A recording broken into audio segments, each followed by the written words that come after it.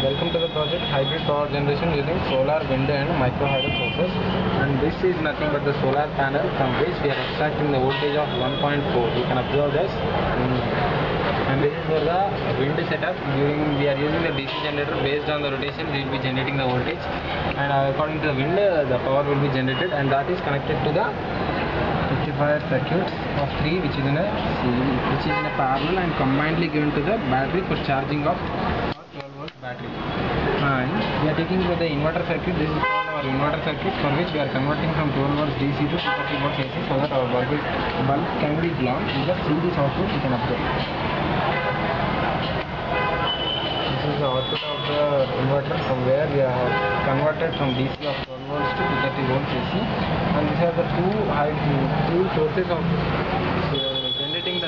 generating the energy, and one more source is having the microhydro source. Let us see this operation.